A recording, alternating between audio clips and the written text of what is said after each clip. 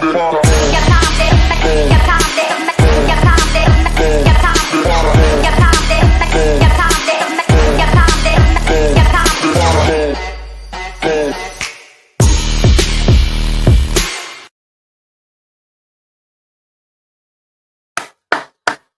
evening. What's going on, Bucs fans? Welcome to another great episode of Bucs Report, the Aftermath, 102.9 The Game, Broad Street South Radio. It's one of your hosts, AJ Turn Up in the house. One more week, Bucs fans, until the great draft comes, and we are going to be determining if this draft is going to make us Super Bowl contenders or if we are still going to be a dark horse. There's a difference. The offseason for the Bucs and the free agency, we're already dangerous. But if we knock this motherfucking draft out and get the pieces that we need to get, we will be legit Super Bowl contenders. Watch out, world. So, no further ado, let's bring up the other great host, Coach Slick, aka the British guy who's always fly. And I want you to give a round of applause and a salute to Coach Slick. He had a game with his team, and they won, and they were victorious. And they only scored, 7 points, Slick? Yeah, they scored one touchdown. That's it. That sounds like a defensive-minded. Hey, that sounds like Todd Bowles right there. Nothing in the sky. It was all on the ground. Boom. You know, Todd Bowles would say, I can dig that. That's my kind of guy. I don't like that shit. So, guys, again, always check out my YouTube video. Give Coach Slick an opportunity. He needs to get to Tampa. He needs to get to the States. This is our international homie right here. So continue to show your support for him, please. But back to this. Let's get ready. Slick, we got one more fucking week until the draft comes, and I'm excited because shit is going all over the place. And the good news is it's drama for everybody else other than the Bucs. You got Shadur Sanders, where people are saying he could drop. You got Travis out here back in the damn fool talking about, well, I ain't gonna play if I don't get drafted to be a dual guy. All right, that's how you go from being a first round to a fucking second or third. Just please, with that being said, Slick, everything seems to be falling into place for the Buccaneers. Again, it's almost like we have to fuck this up, but we won't, because there's so many opportunity and pieces for us. Yeah. Absolutely. I mean, look, with people dropping in the draft and that kind of talk, you've always got this. And okay, the unique thing is Travis Hunter and his ability to play both ways. I think the answer to this question is probably most people will want him to play both ways. They'll just have a position that they want him to focus on and use the other one as like a secondary position, because everyone plays special teams too. So they'll say, yeah, we'll give you some snaps on defense and we'll see how you do, rather opposed to you're going to be a dual threat player. Because then they're just not going to do it, because if he gets wanged on a fucking play, they can throw you. You can't. The problem having a two-way player is you can't trust him to take two spots, because if he gets injured, you lose two spots.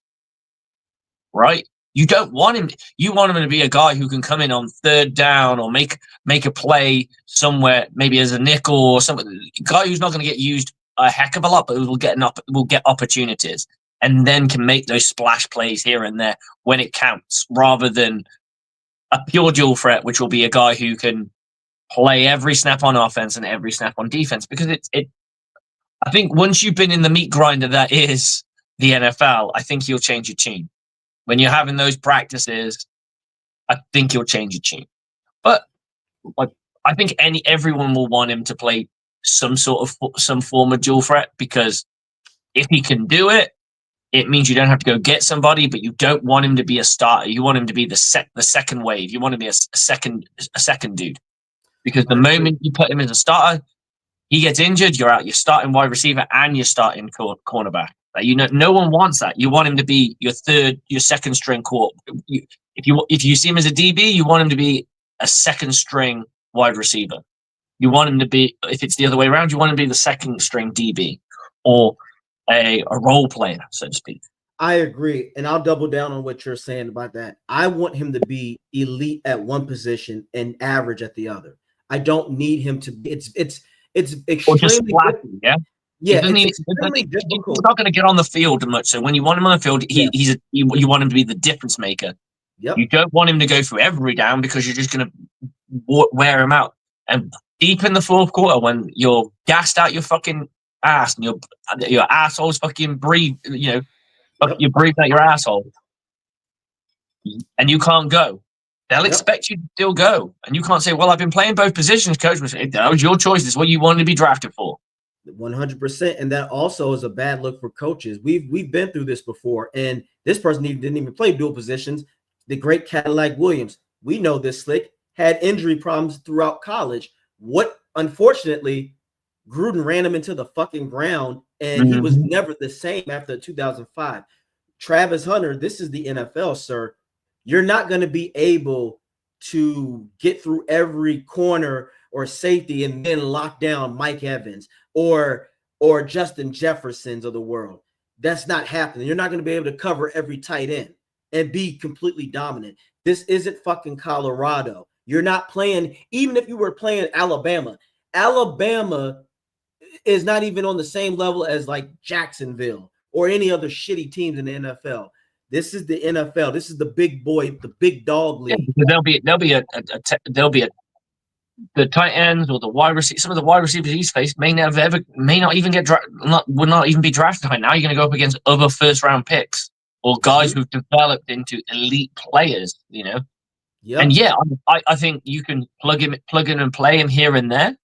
And I think he can make some splash plays. He might come away with like game-winning interceptions and things like that, but he can't be a consistent piece on both sides. You need to decide where you want to play him and then sprinkle him in.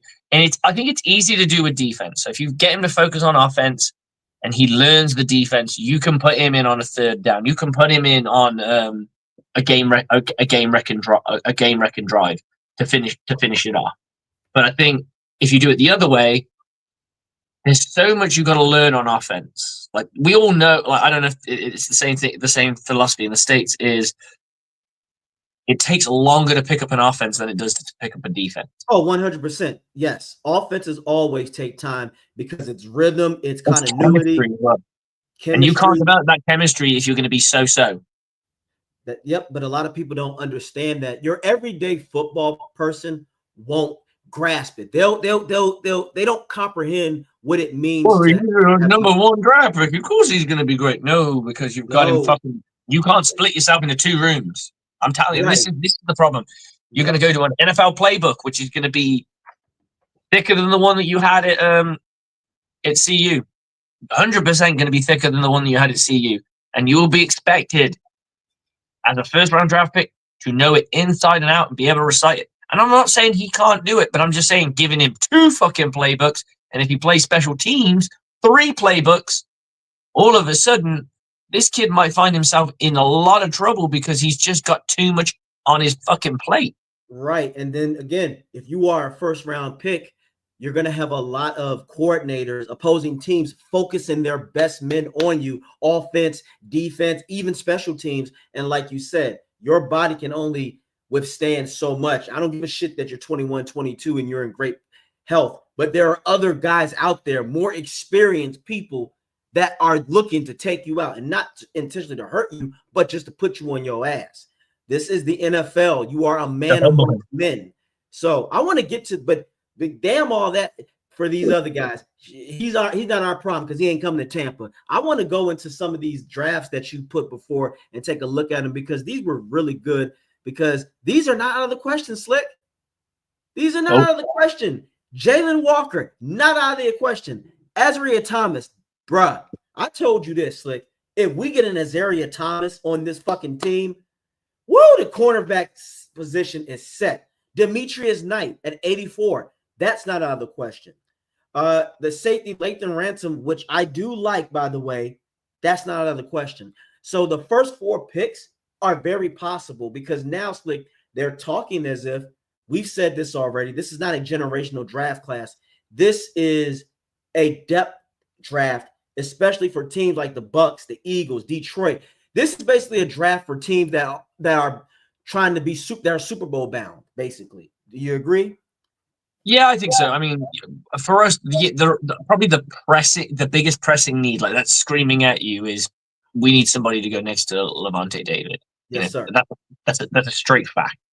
We don't know what Savassier is going to be like. He has been injured in his two first seasons so far, and it's not been good. So, not his play's been good when he's been on the field. The problem is his best availability. That's right. Corner could do with just a shake up there, just to really put a bit of pressure on Jamal Dean to play better. But the Yes. edge is the one thing that we got that we need. But that's a development. Unfortunately, it's a developmental pick. Unless you pick like in the top, and even then, like even if you pick in the top 10, there's Yep. no guarantee that your dude's going to be the one that fucking gets defensive rookie of the year. You know what I'm saying? Because I agree. most of these guys will not hit 10 sacks. Most of these guys will not hit 10 sacks, so they become starters and a heavy rotational player, and then edge themselves into a starting position. Looking to get around about 6 to 8 sacks is where you want to fucking be if you can get there. So that's why I always looked at the and this is just where the chips fall. I did one where we took Jair Campbell, and then we went safety, and then we went with someone like Demirius Knight. So yeah, we got this one. We got Jalen Walker, Nick Look, Amaron. I like you this one already know too. how I feel about Darian Porter. That 4'3" with the 6-foot frame, that's another one. Can you imagine putting him in a position where if he plays and he's good at man and he can be as good as at zone, but with zone, he'll be able to jump routes with his speed and he can recover if he does get beat.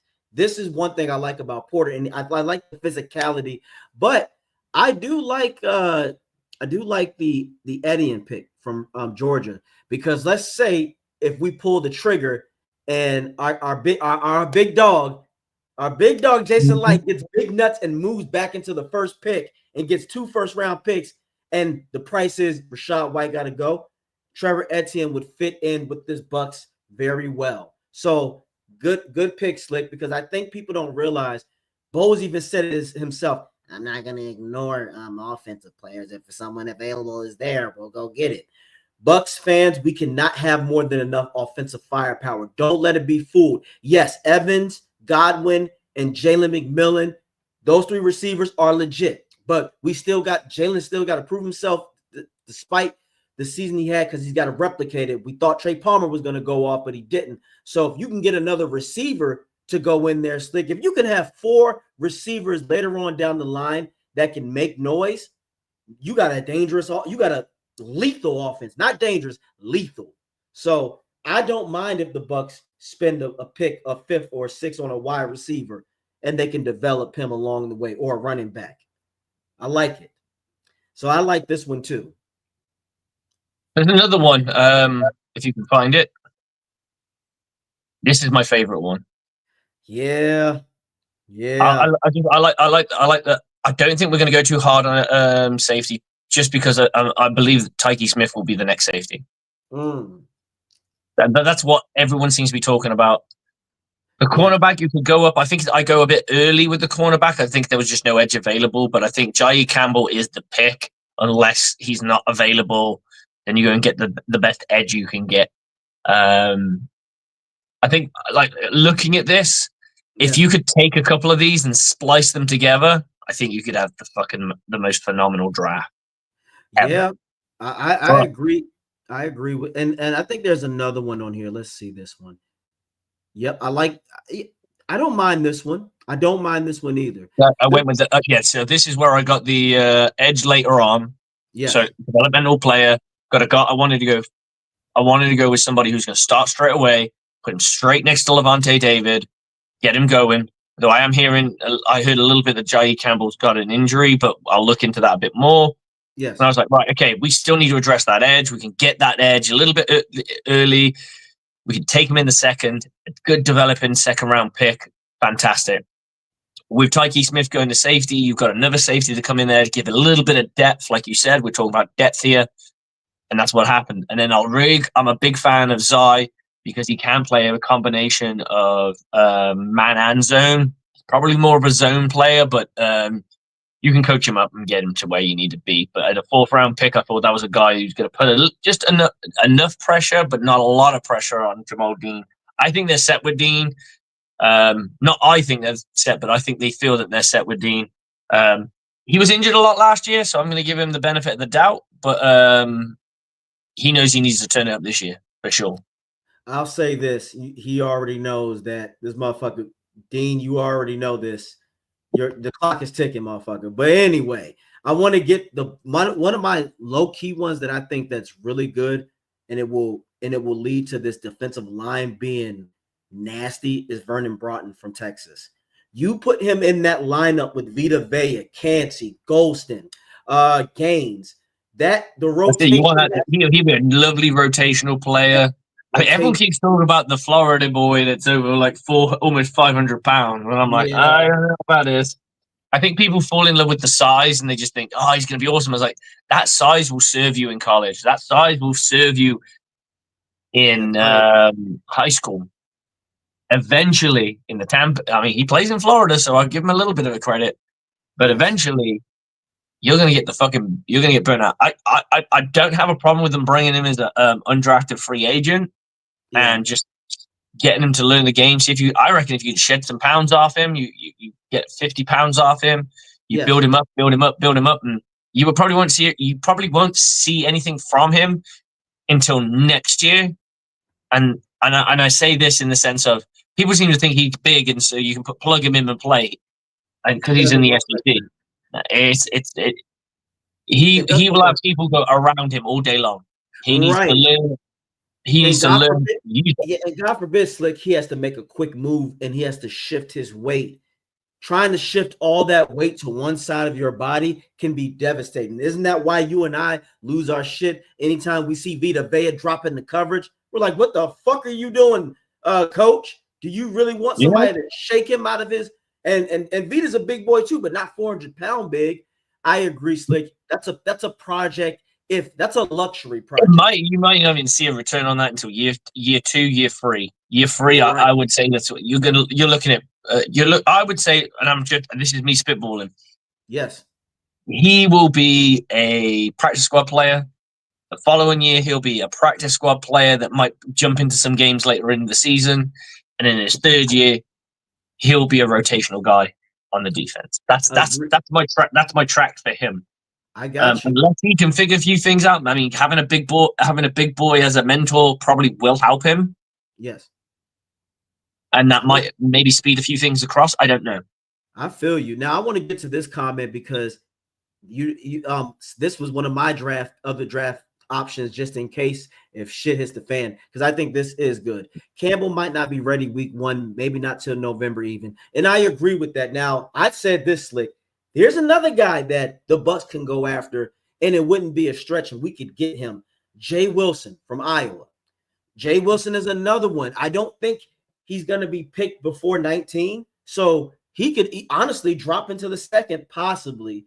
And let's say the Bucs get Starks because we want to get our, and like you said, Ty Key and him have chemistry, but Jay Wilson is another factor. It's so many linebackers in this draft that we can look into that can, the most important thing, you're right, we want somebody to take the mantle from Levante. This is the year where when this person comes in, Slick, you're right, like, look, you learn everything you can from 54. You do everything 54 says. You emulate 54. He's going to take care of you, and you're going to be that guy when he's gone. And hopefully y'all can walk away as champions your first year, so you know what to have that taste of, okay, what it takes to be great and keep that mindset going, because that's the biggest thing. I mean, you could get lucky and Jai falls into the 2nd, but I don't know how far he'd fall into the 2nd. Hey, I look, with this, the way this draft is going, it's a lot of shit that's going all over the place, because people were talking about Shador going to Cleveland possibly, and that's not. I don't think he'll go to Cleveland. I could see him go to the Saints. Oh yeah, well, I don't ever like people getting injured, but Saints, y'all fucking up. The simple fact that Derek Carr might not be healthy, Slick, that means the Saints right now In my opinion, Spencer Rattler. they're like a 5-win team. They're a 5-win team. Isn't that beautiful? It is beautiful. I love this shit. I ain't loving it because you're gonna have fucking Cameron fucking Jordan talking his shit, saying that we're not relevant. And for another fucking year, he's going to be on the outside looking in. That guy is robbing the Saints right now. Yeah, him and Kirk Cousins have been doing. They are stick up kids. They're a deal. They are just saying shake them up. And both franchises. The worst part is they're doing it with bananas. Yep, banana in the tail. You got a banana in the shirt trick. Yep. Pick them up, and NFL front officers go, just take my money. Just take my money. And for what? Cam Jordan, you're not a fucking legacy player. This is my thing. He will probably be remembered, but remember for what exactly? Of course. I mean, he was a stellar defensive end in his time, but he ain't been stellar since 2020. Not even 2020. 2020, the fucking team was stellar. He was a part of it, but let's be real. Cam Jordan didn't strike fear into anybody since 2018. Because 2020, he's one of those guys who now makes wily veteran plays, right? He'll make the odd play here where he's not getting the sacks that he used to. He's not getting the tackles and the forced fumbles, but every now and again he'll get one of those big forced fumbles. And everyone's like, oh yeah, that's the veteran leadership of Cameron Jordan, and I'm like, yeah, because he ain't fucking. He knows football. He still knows how to fucking play the game. He still knows how to get the ball out. He just lost a step, and so occasionally he will have a day where he just catches the offensive lineman off guard, or thinking they've got thinking they got the measure of him, and he sneaks through for one. And it just happens to be an explosive play. I'm not saying that but that's what I mean. He's making wily veteran plays, not consistent play. You know when someone makes the odd, like a splash play here and a splash play there, that's Cameron Jordan right now. Yep. He's not like a Levante where he's playing at high level. It's like you're just, like you said, you're just making your name is keeping you on this team. His best year was 2019, which I will say 2019, I was like, shit, he had 15.5 sacks. But after that, he had 12.5 sacks in 2021. Yes. But after that, like nobody. 2 years have been laughable. Oh, we know that. Two sacks in 2023 and 4. Forced fumbles.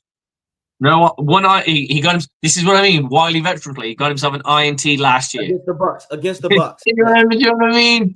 It's a wily veteran play. That's about as far as it gets. Tackles for a loss. Tackles for a loss, and meh. He got better at him in the following year. And then his tackles in general were just down, like combined 34. Solo 18. Assists. Look, his new name is Scam Jordan. That's Scam Jordan. We're going to call him Scam Jordan from here on out. Scam Jordan. Uh-oh. We got the shit talker coming in a second. Here he goes. Uh-oh. Come on. Oh, here he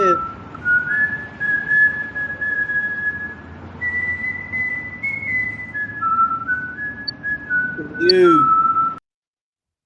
Burn it down!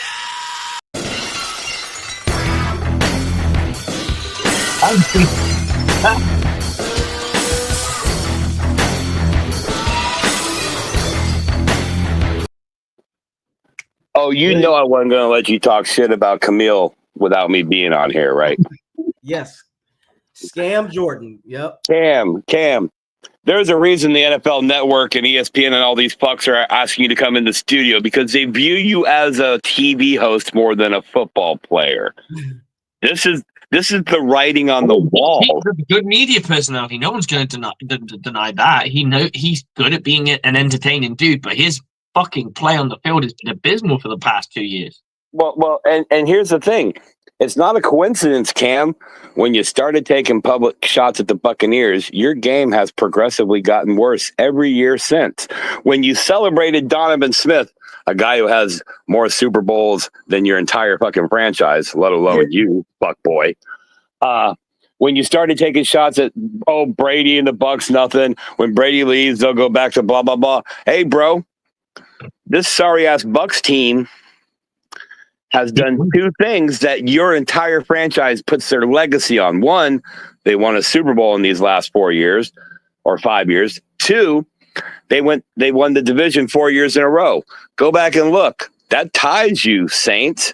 So we've got more division titles. We won as many in a row as you have. We have twice the Super Bowls.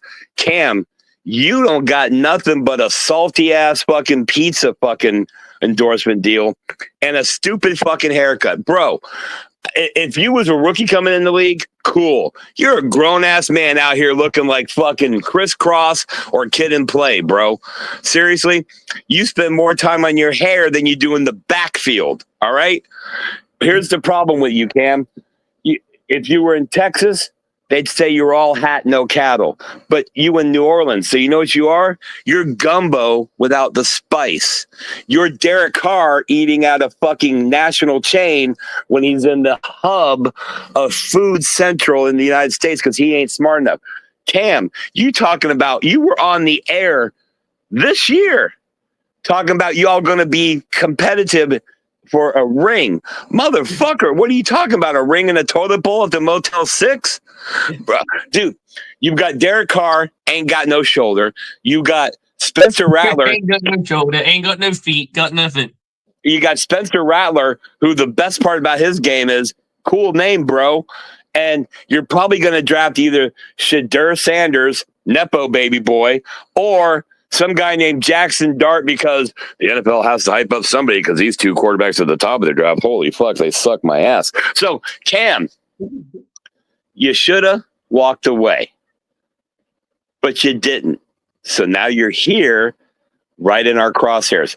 Cam, my number is 863-709-5990.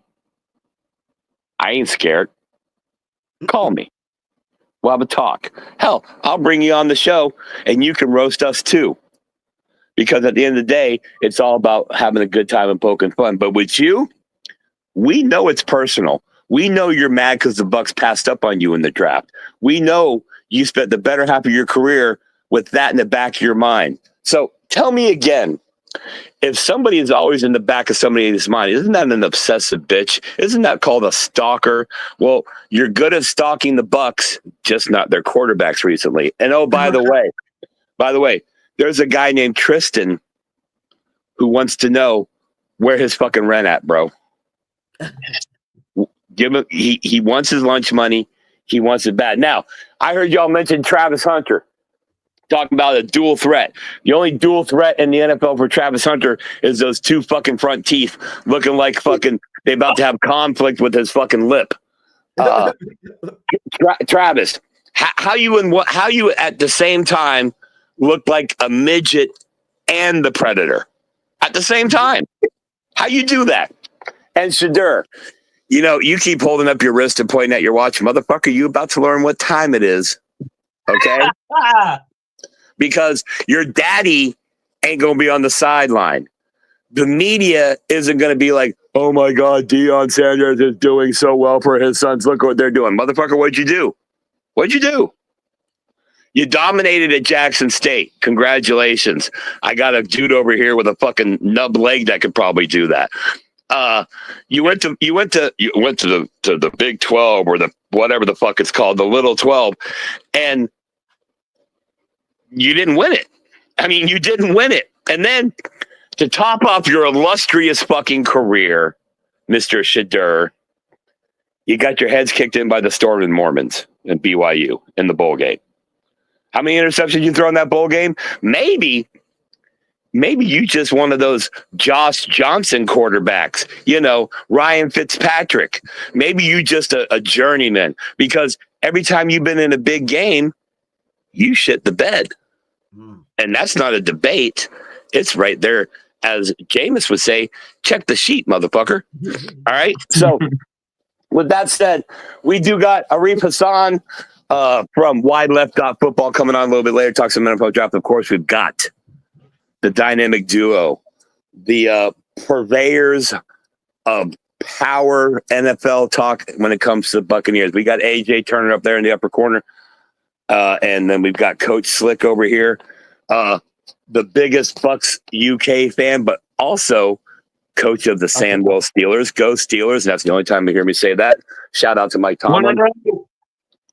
But what we got is we're about a week away from that draft. Okay. And Bucs fans, have faith. Trust Jason. Okay. He hasn't let you down since Roberto Aguayo. That's just a fact. We are lucky. We are blessed, whatever you want to call it, to have one of, if not the greatest general managers in the league. And general managers aren't just about the draft.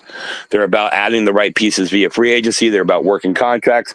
They're about making promises to players on the roster and then fulfilling that promise. Mike Evans, Chris Godwin. They promised the Glazers, you keep building me a team and get me a coach, and I'll land you one of the best free agents of all time.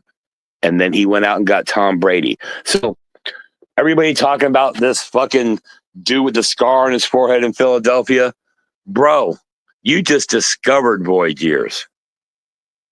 We done mastered it. You got a Super Bowl, and congratulations, Philly fan. Good job. Good job. But you ain't on Jason's level. And I'll say this, Jalen Hurts ain't on Baker Mayfield's level. Now you give us offensive line and pass rushing play the way Philadelphia had last year, and the Buccaneers win a Super Bowl. There is no ifs, ands, or buts about that. All right. With that said, gentlemen, I saw the Jihad talk, and I appreciate the love for the defensive back from Florida State. I've got two guys, not necessarily first round picks, but I got two guys on my wish list, and that's inside linebacker from UCLA, Carson Schweisinger. And I said that wrong, but he is by far the best coverage linebacker in the league. And he's one of those guys. You ever see those linebackers that always have that split on the bridge of their nose because when they hit so hard, their helmet comes down? Yeah. He's one of those guys. So a hard-hitting guy that can cover the middle of the field in pass coverage. He's my guy. Probably a second. Yeah, I've seen him in the second a few times. Probably a second-round pick. And yes, I know we've got a wonderful running back stable, but I'm telling you, whatever team, and I hope it's the Buccaneers, please let it be the Buccaneers, whatever team gets this kid out of Arizona State, Cam Scatabo, what you're getting is if Warwick Dunn and Mike Allstott had a baby. Low center of gravity, loves to punish people at the point of attack, but can make you miss. And go watch his highlights. And no, I understand game film and highlights are different. Go watch his highlights. I watched him on one play, and I counted it, and I rewound it, and I counted it again. He broke 9 tackles on one fucking play. Okay? And another shot at Colorado. I believe that was against BYU. Hey, Shadur, you're not a dual threat quarterback. You're a pocket passer. But the problem is you appear to be a pocket passer that struggles reading the defense past your first or second read. Okay? We've seen you out in space scrambling around. You hold on to the ball too long. I think, in my opinion, he's scared to get hit because, it ain't like Shadur came from the tough streets of wherever. Motherfucker grew up a millionaire. Okay? Out of all those players on the Colorado team that are in the NFL draft, I'm going to go ahead and give Dion some props and say his other son, Shiloh, is the only one that I would want to take. And that's because he's a hard-hitting safety that has an attitude.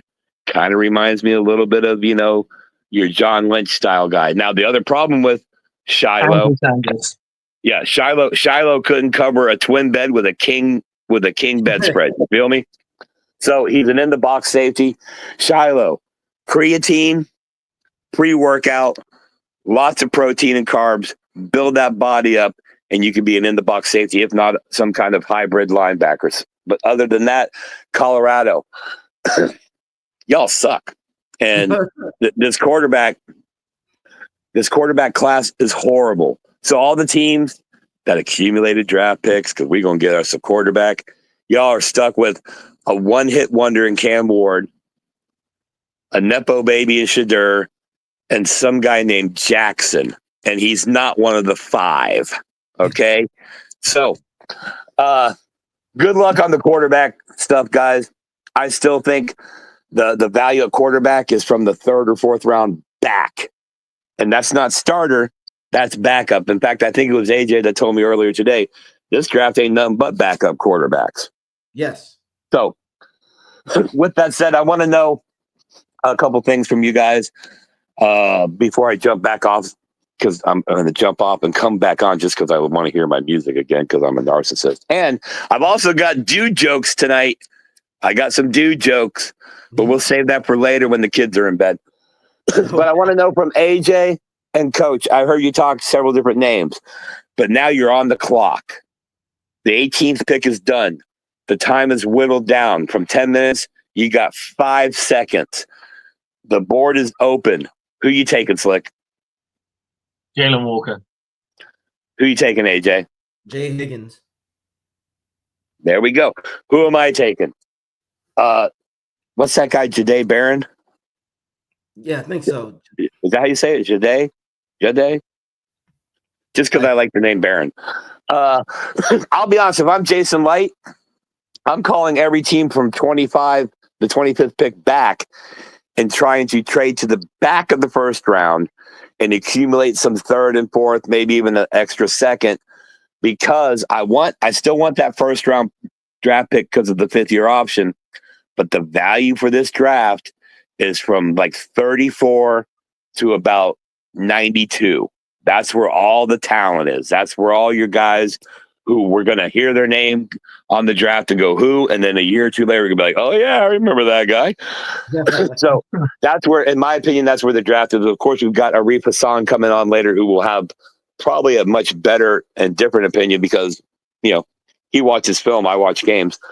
But I like the fact that both of you said defense because let's be honest, defense is what kept us from moving forward in the playoffs. I like the fact that I think Jason Light understands what this draft is, where I don't think a lot of these GMs, they get caught up in all these Daniel Jeremiah and Bucky Brooks, Buster, or whatever, mock drafts and all. You got to think about it. ESPN isn't going to come on every day for a month leading up to the draft and go, all right, well, the first 10 people rated in the draft all suck. They're not going to do that. They're going to try to build everybody up. All day draft day, we're going to hear, now here's the guy. You're going to hear that constantly. And the fact is, none of these players, aside from the edge rushers in the 1st round, are worthy of a top 15 pick. They're just not. Campbell from Alabama, yeah, if he didn't have that bad fucking injury, okay, he's a top 10 pick. My only concern with drafting these SEC linebackers is the Devin White effect. Now they've been getting paid. Devin White didn't get paid in college, but now they're getting paid and they're coming to the NFL already with that attitude. And I know I sound like the angry white man. I'm not saying we shouldn't pay players, but you got to do something, college football, about this shit. You have to structure it. The NFL figured out you needed a salary cap. You got to do something to keep these players and these contracts in college under control, or else call it what the fuck it is. Division II football, pro football. Because I'll put it to you this way. Who's your favorite team, AJ? Tampa Bay Buccaneers, baby. Who's your favorite college team? All right. Champions, Gators, baby. Shout out to them Gators. That's a good omen. Hey, name me their starting lineup. Oh, for the Gators? Shit. That's exactly all I got right now. Hey, look, I know which way you swing in the state of Florida. That's up here to Tallahassee. Who's the starting quarterback for the Seminoles this year? Whoever they decide that can do the job. That's my point. We don't know because college football is free agency 24/7, 365 now. Yep. It's not even like the NFL where you can switch teams from here to here. They're trying to fucking land another guy. So even if they've got a guy that they're like, okay, this is our guy, but let's see if we can go and get this guy. Yep. That's how it works, right? And all of a sudden, the guy you brought in is no longer the fucking guy. It's somebody else because you just happen to land somebody else. And it's disappointing. I think there needs to be, I'd say, like a pyramid structure or like you said, like a salary cap where I think the only problem with salary cap is someone like USF is never going to have that. Let's say the salary cap's $5 million. There's going to be teams like FIU and Florida Atlantic who are going to be sat there going, "We don't even have $1 million." So, well, see, that's why you got to do it like the NFL does it. Take the TV revenue like you already do, and you profit share that shit across the conferences, and then the conference spreads it throughout the teams in their conference. Do the same thing with the NIL money. Don't do it by conference or by player. All the NIL money for all of college football goes into a pot. All right. Now, there's, let's say, $100 million. There's 110 college teams. Split it evenly, and let's go. That's how you will get underdog stories. That's how you get these younger players who don't get developed by the big colleges to play and be seen and be brought up. But what you're doing here is you're basically saying, hey, all you college teams that we know you was giving away fucking cars and money and buying their mama's houses and shit, now we're just going to make it legal. So now the blue bloods, they got all the money. Alabama could literally go out and buy every fucking player in the portal if they wanted to. And that's what's going to kill college football. With that said, you're turning it into English football where, okay, you all know who Man City are, right?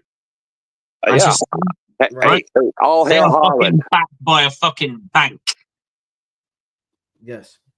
A fucking Saudi prince so fucking rich that he practically could own a country. Yeah. So the amount of money that they can spend, and there is no salary cap in Premier League football. In Premier League football, there isn't, which means you can literally just go and completely buy anybody. The best you can buy yourself the best coaching staff. You can buy yourself the best players that ever come through.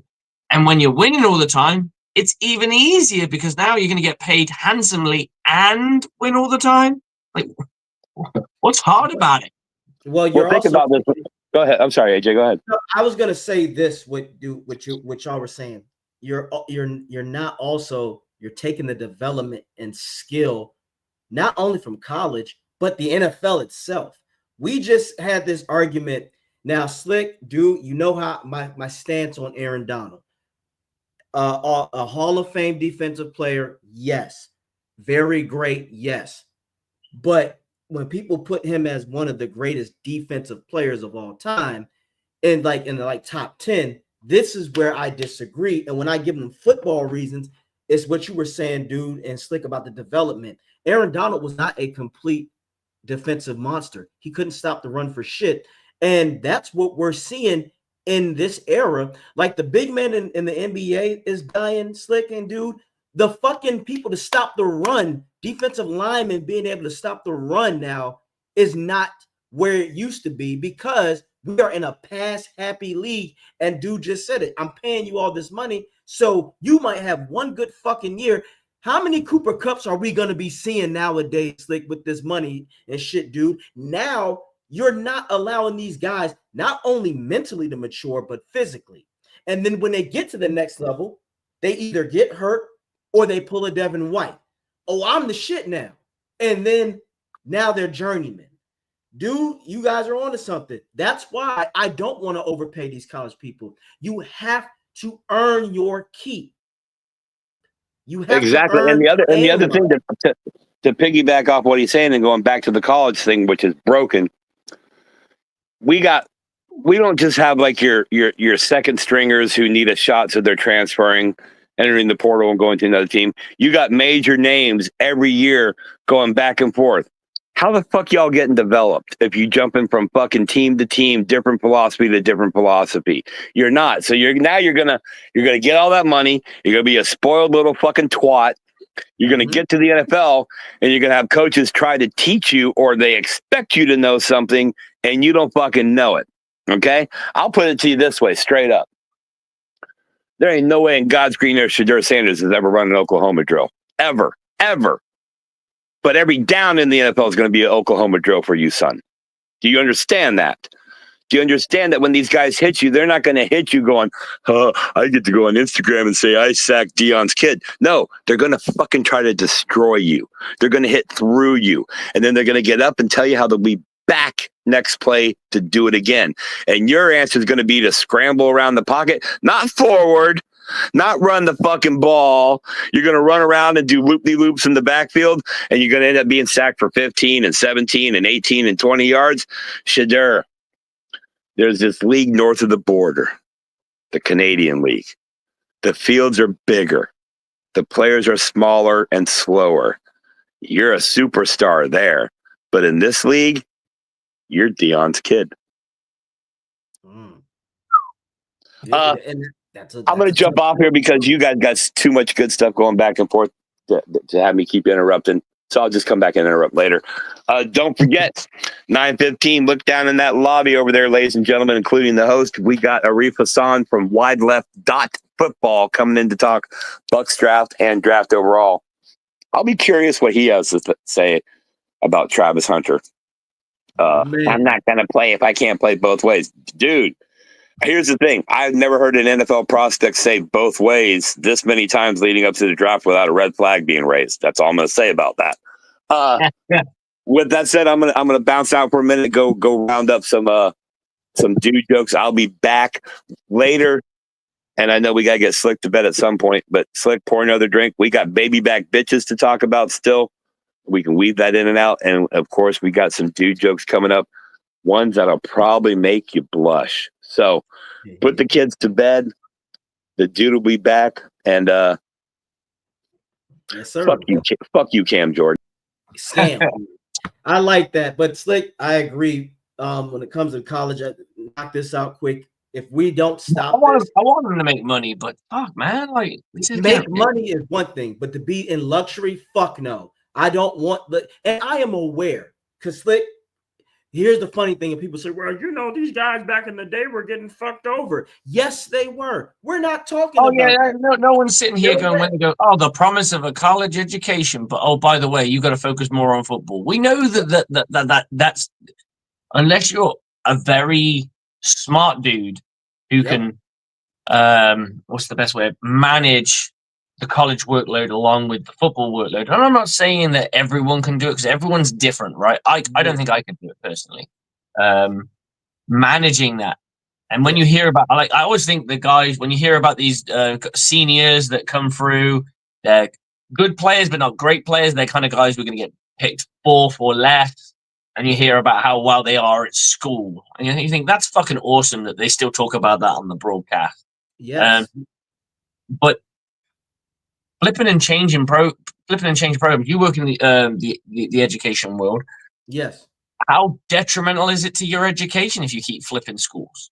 It's very detrimental, because like the NFL, when you go through it's the quarterbacks, when a lot of them go through different offensive coordinators, philosophy, timing, rhythm, all that fucks you over. And again, that leads to frustration. But I just look at now you're going to get a load of bunch of fucking overly paid, uneducated guys. Uneducated dickheads. Who are kids. So a million to me and you can change our lives, right?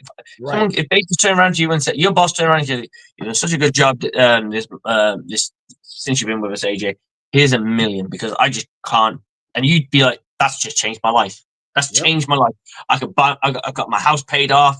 I got this sorted. I got that sorted. I am set for life. People like me and you. These kind of guys are trying to live like superstars. That money will fucking dry up because we've seen it happen. It happens when you get into the league. You got guys fucking dying. Well, and more than that, they fucked themselves up by leaving it in for every woman. You got the Zion Williamsons of the world. You got the Anthony Edwards. And then they get mad when people clown them because you made piss poor choices. You just said it. Fuck $1 million. $500,000 will change my life, because it's how if you don't live above your means. Dude, I'll be brutally honest. All I need is someone just give me if I got enough money just to pay the mortgage is done.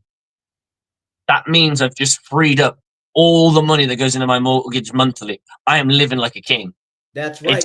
It's Florida every year, baby. Exactly. Well, the funny thing about the state of America right now, motherfuckers are being humbled to going back to where they should have been financially. Well, I gave up my Lexus and now I got a Honda, so that's the new move. No, motherfucker, you should have stayed with that Honda first. It's the Lexus and the big apartments that were fucking you up in the first place because you were living above your means. If you are spending more than 30% of your income, you are a dumbass, especially on silly shit. And this is what we are talking about, ladies and gentlemen, when these college kids are being paid like NFL players. First things first, you haven't, in my personal opinion, even if you are a superstar in college, it's fucking college. You're playing against sophomores and freshmen and people that we know, Slick, that will most likely never see the NFL. Have that energy when you go to the fucking NFL. We've seen Trent Richardson. Do you remember Trent Richardson, Slick? From Alabama.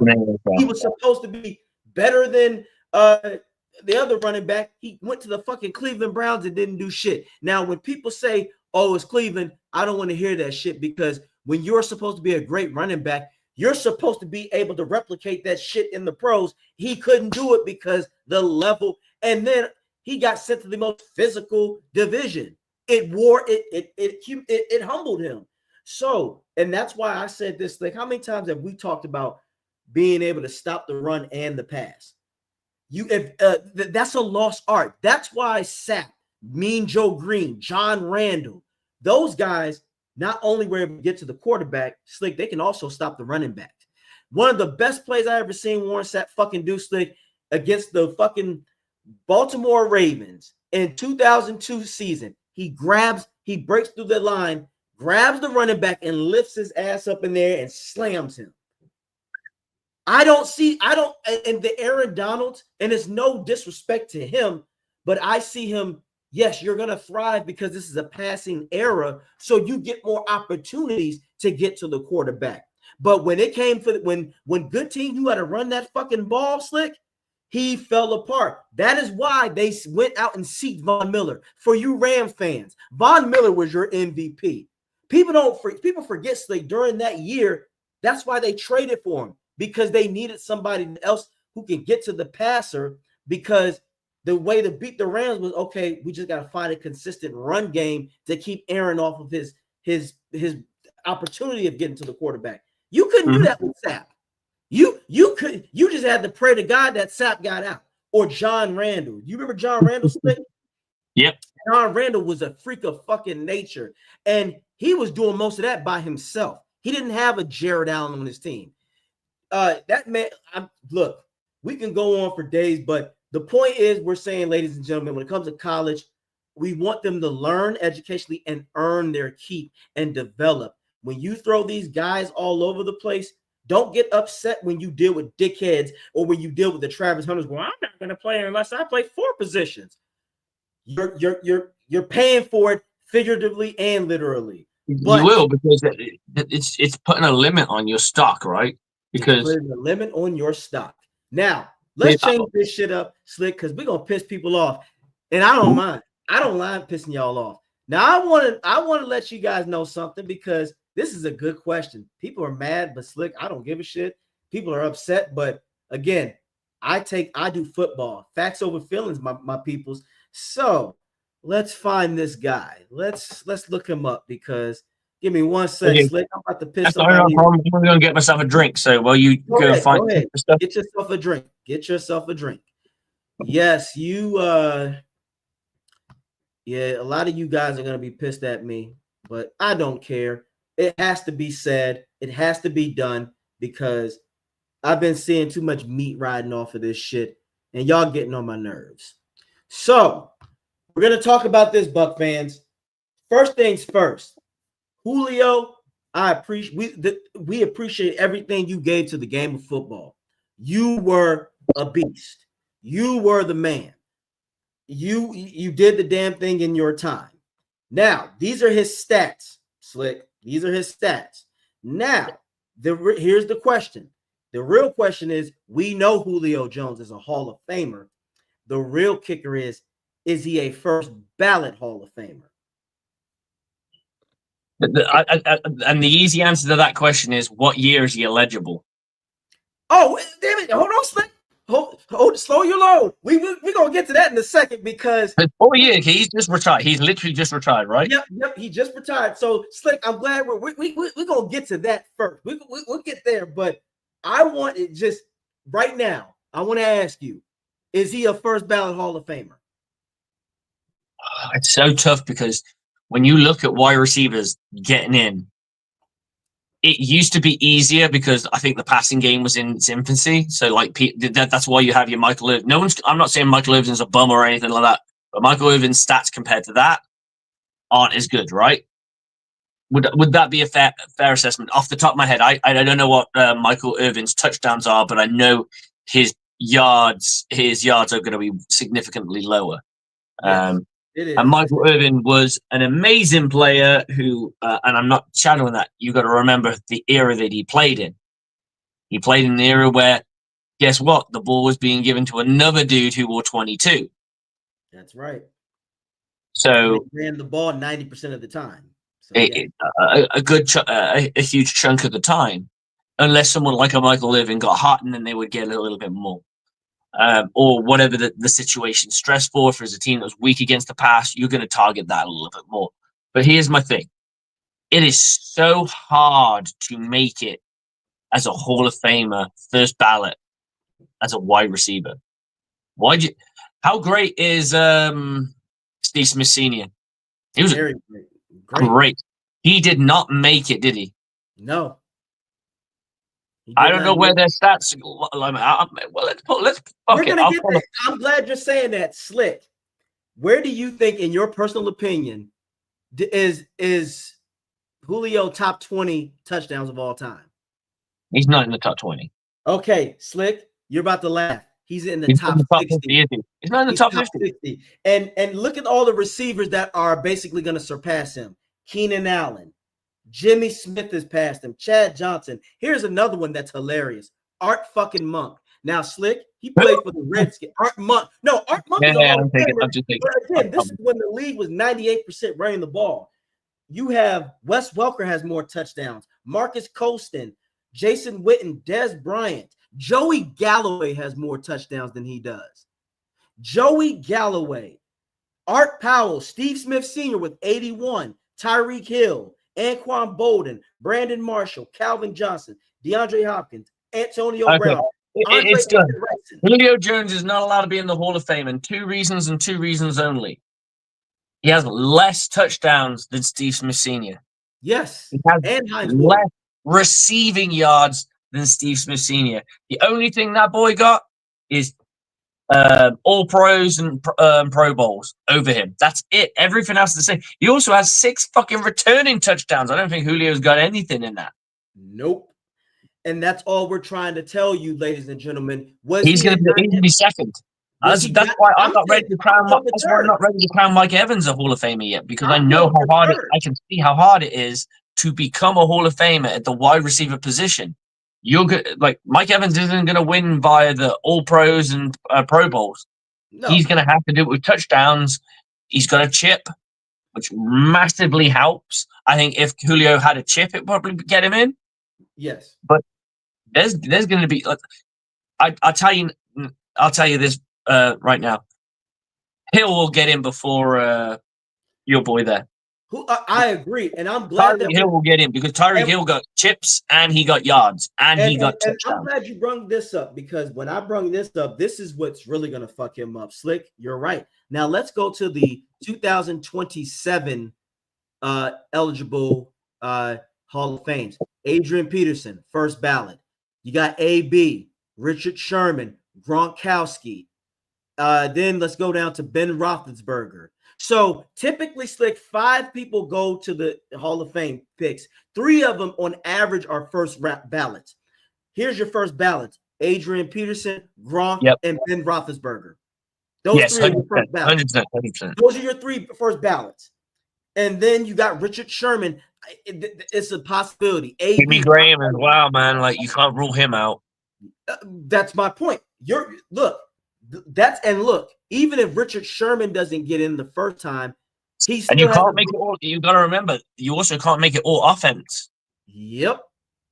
Oh shit, that's right. Oh yeah.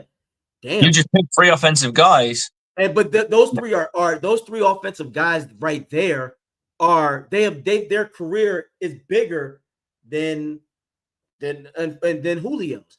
And I'm glad you just mentioned that. Look at the level of competition. He damn sure ain't passing Gronk. AP is in there. Ben Roethlisberger again. And look at the other names out there. Okay, I'm glad now. Slick, are you ready to go to 2028? Take a look at this shit. Yeah, Tom Brady, J.J. Watt, Nassau, Chris Harris Jr. I mean, Matt Ryan. Then we go further down. You got A.J. Green. Hell, Chandler Jones. You look, I think we can all agree. Tom Brady, hands down. I think we can all agree. I think Matty Ice will scrape. I reckon Matty Ice will scrape in too. Yeah, Tom Brady and J.J. Watt are officially. Those are the first. 100%. He's one player. One of them's won Defensive Player of the Year 3 times in a row, I think, at one point. Now look at this. Now look at all those people that he has to go through that have better numbers. And here's the interesting one in that one. AJ Green. What's the stat competition like? AJ Green. I can tell you that right now. I'm pulling it up now, baby. Okay. You got Julio. Yeah, Julio has 66 touchdowns. AJ Green has 70. But he doesn't have the receiving yards, does he? I don't think he does. No, he's got 10K. Yeah, but if we're gonna look at this, Slick, you know how many double-digit touchdown seasons Julio's ever had? 0. Only one, and that was his second year. And peep this.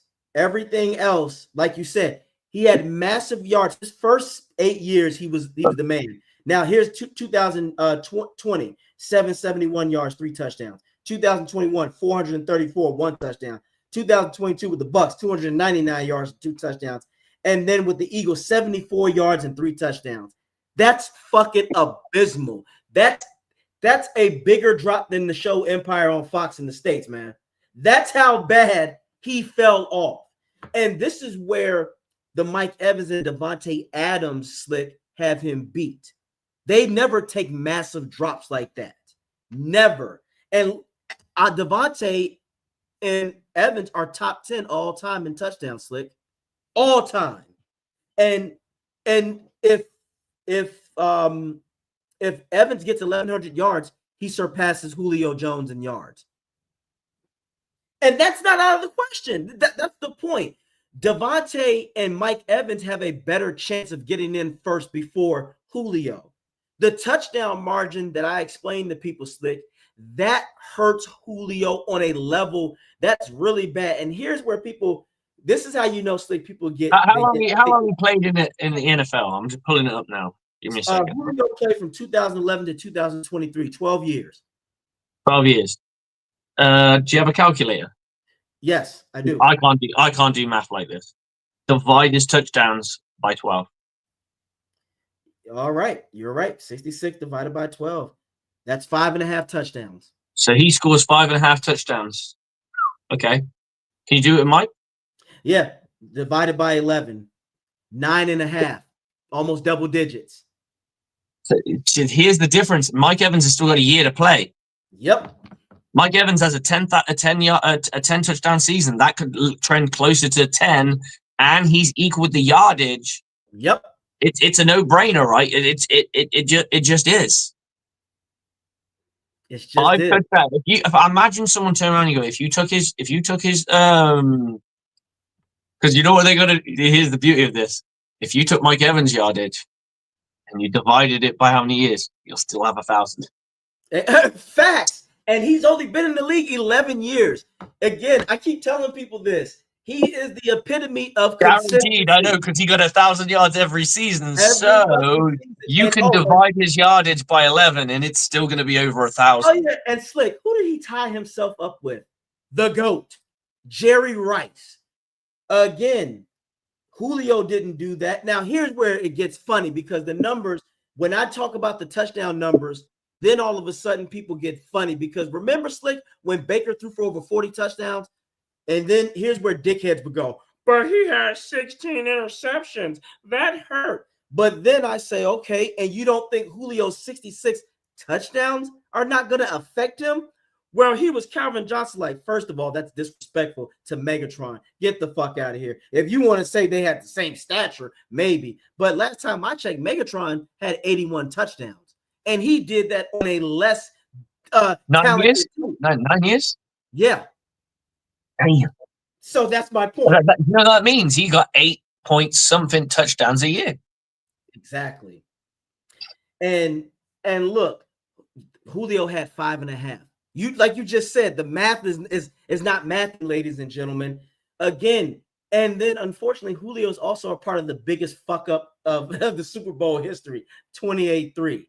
That shit sucks. So again, ladies and gentlemen. Oh yeah, and Slick, this is where it gets. Here's where they start making excuses.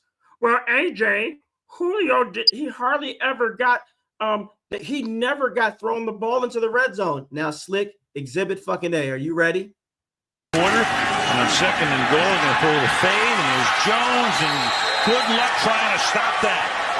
Touchdown. Right, you go down, a bigger guy is going to get rebound position, jump up in the air, get your feet down. It's a great job by Julio. That looks like a red zone throw to me, Slick. So wait, we're gonna shit on Matt Ryan now, an MVP caliber quarterback. I love this. While you're at it, I love it. But again, we can talk about that for a minute. But we got a special guest in the house that we want to bring up because he's gonna be talking about the draft as well. Let's bring up our guest tonight, Arif. What's up, my man? How you doing? Yo, what's going on, man? What's going on? Hey, shit. We were just out here trying to get people to understand that Julio will be a Hall of Famer. He's just going to have to wait his turn. It's going to take him the third try to get in there. Third try. That's interesting. I don't know about that. Okay, so you want me to talk a little bit about the thing you just mentioned? Sir, go for it. Yeah. I mostly agree. I think he's one of the greatest receivers of the modern era, right? But I think it's okay to say that he had a weakness in the red zone. I think it's okay to say he was great at almost everything a wide receiver can be great at, but he wasn't very good in the red zone. And I think when people talk about this target thing, I think people forget that targets are a sign of talent too, right? Like I think people forget that there's a reason that you don't get a high target percentage.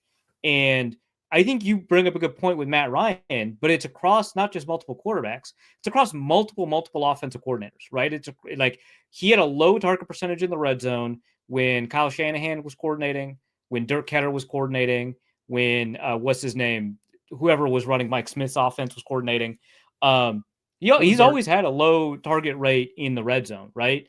And I think that like despite being this behemoth of a receiver, 220 pounds, 6'2", whatever, right, running a 4.3, having a 39-inch vert, despite all of that, that doesn't mean you're good in the red zone, right? Like Stephon Diggs is good in the red zone, right? He's like 6 feet tall, right? Adam Thielen's good in the red zone, like 5'10", right? Like you could be good in the red zone without being tall, and you could be tall and good in the red zone. Eric Decker, right? I'm going to keep on drawing on my Minnesota connections here. Eric Decker, good in the red zone, right? But Julio wasn't good in the red zone. That's fine. He's one of the greatest receivers of all time, but that doesn't mean he was good at everything. That doesn't mean he was good at the things we typically associate with players that have his physical profile. That's okay.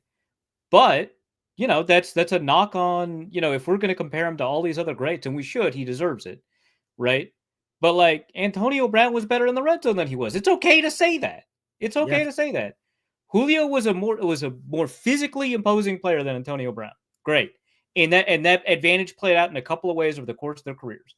But Julio just wasn't good at scoring touchdowns. It's fine to say that.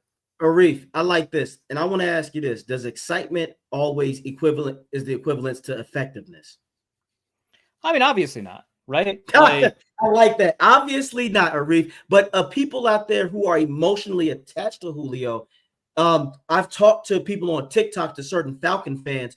Do you remember him? Yes, I remember what he's done. But when it counted the most, Arif, when you needed that red zone touchdown, it wasn't there. Like, this is what we love about Evans. We're not looking for Evans to march us down the field. Evans is the guy. And here's the funny thing. He could, if you wanted to. He's not the type where if you throw him a 3-yard, he's not a yak receiver. He's a possession guy where he can get you down the field. But his main thing was, I need that red zone. And people were like, well, Julio got doubled. So did Mike Evans. So did every great receiver. Every single starting wide receiver gets doubled. Every single danger man on every single play gets doubled. I love it. Look, at the end of the day, like just like Arif said, that it's okay that Julio Jones wasn't that great in the red zone. Mike Evans has never been a yak receiver. Never, ever has been a yak receiver in his life. It's just not what he's made of. And you look at how he plays the game. He's a jump ball wide receiver. Guess what tends to happen when you jump up? You tend to have somebody on your fucking shoulder. Because in this day of NFL, you're not going to be able to jump up, catch a ball, land on your feet, and go running. It doesn't happen. Someone's going to be Johnny on the spot and put you on your ass. Mike Evans lives off jump balls. It's what he's amazing at and what he's great at. I've always said this, AJ, and you've heard me say this since we've been doing this show. Mike Evans is the greatest in the world at what he does because no one else can mimic it right now. Only what he does. I'm not saying he's the greatest wide receiver, but what he does, he is the greatest at doing it. 100%, and he's top 10. Now, I want to show y'all something very quick, ladies and gentlemen. Arif, please bear with us. But I got to highlight that sums up Julio Jones as a player. Now, are you guys ready, Arif? This will be down memory lane for you. So get your popcorn ready.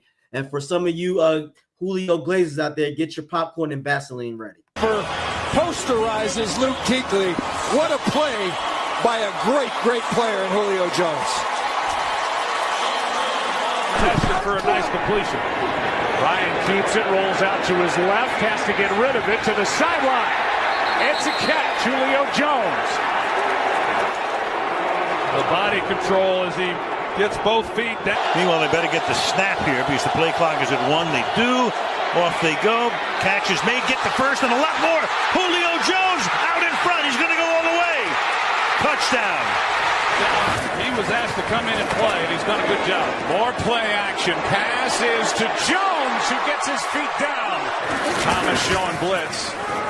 He comes with a blitz. Falcons pick it up, and there's Jones. Flag is down. Julio Jones with a catch. Still going. Still in bounds. Touchdown. That's Julio in a nutshell. A physical specimen where if you get him an opportunity to make a small catch, he makes more. That's him. Now I could have gone. I was going to do a Mike Evans, but I don't want to upset folks because Mike Evans is, when you see most of Mike Evans play, he's in the end zone. But you see the Reef. That's what fans, if you know the game of football, that is Julio in a nutshell. But that doesn't always represent wins. That doesn't represent clutch moments. I would say his awareness on any given down is so impressive that he knows where people are and knows where his his lanes are and stuff like that. And that's what makes him impressive when I watch him. In just those ones, that's what was going through my head. Like when this guy catches the ball, he instantly knows where he's going to go and how he can out-leverage the defender, so he's got a better chance of running in. And that looks like his kind of scores. His scores are breakaway scores where he catches the ball and runs it in rather than opposed to, like, as you would say, in the red zone where he's got to catch it in the zone, so to speak. Mm-hmm. And that's just in a nutshell. But anyway, we already made our point on that. So people out there, Julio is a Hall of Famer. He's just not first ballot. It's going to take him 3 tries. And I showed this list right here, Arif. I want to know what your take is. This is the draft, the eligible Hall of Fame draft class coming up for 2027. Now, I want to ask you, is he getting in front of Adrian Peterson, Rob Gronkowski, Ben Roethlisberger? Those 3 are automatic first rounds Hall of Famers. I don't know that Roethlisberger is an automatic first round to me. Personally, I wouldn't do that. I wouldn't. I think it's very easy for me to take Adrian and Rob Gronkowski out of Julio. That's not a huge question mark for me. Beyond that, man, this one's actually kind of tough. I think Eric Weddle is historically one of the most underappreciated safeties of his era. I think Alex Mack is up there as one of the best centers we've ever seen play. There you go. Andrew Whitworth, that talk about an underappreciated legend, by the way. Whitworth didn't get his Agreed. due until he moved over to the Rams, but he was outstanding for the Bengals. Agreed. Man. If you think now let's take a look at the 2028 one. Well, Tom Brady, JJ Watt. Yeah, see, you laughing because you know damn well Julio is not beating most of these people that we just. Chandler Jones was that dude for a while. Matt Ryan, AJ Green, and AJ Green, by the way, has more touchdowns than Julio. Look at this shit. I do think because of longevity that Julio's going to get in ahead of AJ Green. I think voters are going to prefer Julio over AJ. Okay, but yeah. Brady, Watt are definitely 100%. Yeah. Sue is an interesting one because I think you take a look at his play, and he's a Hall of Famer, but I think you take a look at what a lot of voters might be looking at, whether that is statistics or I don't even know if he has the all-pro count that you'd expect. I don't know that Sue is going to get in right away. I would put him in right away. I think he's that good. But yes, he's an interesting one, I think. He'll get in before Gerald McCoy, in my opinion. He should. I think so. Well, there you go. There you go. So, Julio, you got your work cut out for you, but you are still a legend. Now, let's get to the draft expectations. Arif, please give us your expertise and how do you think things are going to go, and give us some big moments and some obvious moments and some oh shit, this could go anyway kind of moment. Yeah, I mean, obviously the draft is set right at the top. And so it's really just kind of about like who has the opportunity to set the table. And I think that might be the Patriots, right? Like I think we're pretty confident that at the current moment that Shedeur Sanders is not going to go 2 or 3, right? And so if that doesn't happen, then that's probably just Travis Hunter, Abdul Carter in some order, right? Either number 2, number 3. Cameron Ward, obviously number 1 of the Titans. So I think the Patriots have a lot of opportunity to force the draft to pivot the way that they want, or even just will force the draft to pivot however it happens based off of who they choose. So, they could choose Will Campbell, they could choose Mason Graham. I think both of them would make sense given the Patriots' needs. I personally think they would make more sense for them to pick Campbell.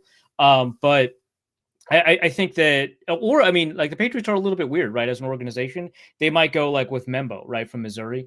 But yeah, I think that that's going to kind of just isolate the direction the draft is going to go in.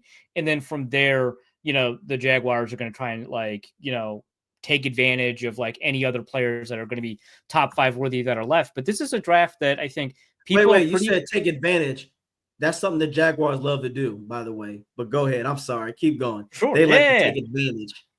But it's interesting because it's like the top 3 everyone is super excited about, right? And then after that, there's like debates over anybody that's left, right? So, or Will Campbell's arms long enough? Did Mason Graham produce as much as you'd expect a top 5 pick to produce, right? Do we take a running back, if it's Ashton Jeanty, right? Do we take a running back, that high, right? Is Shedeur Sanders, actually going to be somebody that we want to take high, or is the lack of arm talent and athleticism something that we're concerned about, right? Do we take tight ends that high? Is Tyler Warren going to be someone we care about at 8, 9, whatever? Is Jalen Walker somebody that's going to be the first edge that's drafted? And is he somebody that we're going to take, 8 or 9 or something like that? So I think after the 3, it's a little bit of a drop off. And we've had a couple of drafts where we've had, a really, kind of elite high end talent, and then a significant drop off after that, where it's kind of flat until you get to the second round. And we've had some drafts where, 1, 2, 3, 4, 5, 6, 7, 8, you're like really happy with all of those players. And I think that this is kind of more in the direction where, a lot of teams are going to probably try to trade down just because they see difference between, number 7 and number 15 to be not as big as this year as it is other years. And I think the only times teams are going to trade up is if there is like a deficit of players that fit their system. So Will Johnson, I think, is a good example of a player that might go higher than people think just because he is system neutral. I think you can put him anywhere, right? Whereas some of these other cornerbacks that people like a lot, they might not be the perfect fit for every system. Like Jahdae Barron is somebody I love a lot. And I think he'd be a really great, if he finds a way to fall to the Minnesota Vikings, which I now doubt, he'd be a great fit there. But I don't think he's a good fit for every system. I don't know that, if you're in a pure man style system that's going to ask these guys to go straight, like that's not something that you're gonna do. And I don't know that a lot of these corners are system neutral like Will Johnson is. So somebody might trade up for him because they perceive a scarcity at cornerback. But other than that, I don't see a lot of teams wanting to trade up. I see a lot of teams wanting to trade down. I was talking to someone that said that the tackle class is a lot thinner than people think because a lot of these guys, quote unquote, are guards. I don't know that I agree with that guy, but if teams kind of have that feeling that, hey, there's a bunch of great offensive linemen, I'm just not sure that they're all tackles, that might encourage some people to be like, well, there's not that many Kelvin Bankses in this draft, so maybe I'll trade up for him. But this is going to be one where we're going to see a couple of trades, and we're going to be kind of unimpressed with the trade value that comes out of it. So do you think, in your opinion, this is a depth draft, not a generational draft? Yeah, no, for sure. I think this is a draft where you're going to get a bunch of, and I'd love to be wrong about that, and sometimes we are wrong about that. I think a lot of people, going back, I was just going back over these draft classes. I think a lot of people were surprised at how good the 2011 draft ended up being, how bad the 2013 draft ended up being. Like those were surprises, right? Yeah. And I think that what is the most likely outcome here is that we're going to get a lot of really solid players. Some players are going to be Pro Bowlers that we didn't expect, and that's fine. I love that. But we're going to get a bunch of really solid players that are contributors, maybe even later in the draft than we're used to seeing. A couple more third and fourth round starters than we're used to seeing. Right. And in the first round, we're going to get some pretty high end solid contributors, but not necessarily guys that are going to blow our pants off, right? Like that 2011 draft, JJ Watt went like 9th overall. Like, like Hall of Famers, that the top half of that draft is just like Hall of Famer, some quarterback, Hall of Famer, Hall of Famer. That, we're probably not going to get that, but we're going to get a lot of really solid guys, a bunch of guys that, 15 years down the line are going to be part of like some really fun trivia games. No, I like that. One thing I will say, I think there are a lot of people that you can get, like you said, in the later rounds. Like for me, Jihad was on the list for me to be automatic, but because of the injury situation, my next guy is Jay Higgins. I don't know if you know about him, but I like Jay Higgins. And then I think for some reason, I have a feeling that this is the draft where if a GM has the balls, he can snatch like at least 2 or 3 people that were supposed to be taken earlier. Like this to me is the big one. If we could get Higgins, Starks, and Azria from Florida State, do you think, in your opinion, the Bucs could manage to find a way to get those 3 in this draft the way that it is? That would be tough to get all 3 of those guys. Because I think, well, I mean, like, what are the Bucs picks, right? So we've got the Bucs picking at 19, right? Right. And then after that, like in the second round, they only got the 1 pick, right? Or am I wrong about that? Yeah, we only got I think we have 1 second round pick. Yeah, so I see Starks. Yeah, I could see Starks at 19, right? Especially if they're a little bit lucky with how the board falls. That's not a bad get. And then I think you'd have to get Thomas with your second pick, right? Man, I love Thomas. I think he's probably going to the top of the second round, though. I think so. I think it's a tools thing, right? Like I think a lot of people take a look at these cornerbacks and it's a really tough thing. Like when you're a draft analyst to figure out kind of what matters the most, but you take a look at a cornerback and you see, somebody that's playing really well right now. And then you see that guy fall in the draft and you're like, why is he falling? He's like one of the best cornerbacks I've ever seen.